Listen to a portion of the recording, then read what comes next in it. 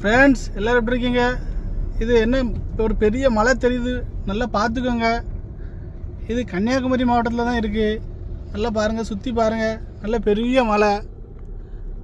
எப்படியும் இன்னும் கொஞ்சம் நாளில் இந்த மலையை வெட்டி விற்றுருவாங்க கேரளாவுக்கு.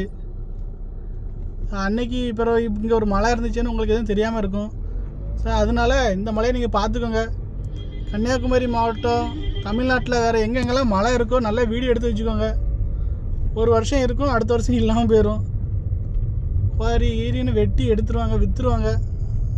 ஸோ மக்களே நம்ம தான் உஷாராக இருக்கணும். என்ன செய்ய, எல்லாம் நம்ம படித்து கடவுள் படிப்பு சொல்லி கொடுத்துருக்காரு, நல்ல மூளையும் கொடுத்துருக்காரு, அறிவு கொடுத்துருக்காரு.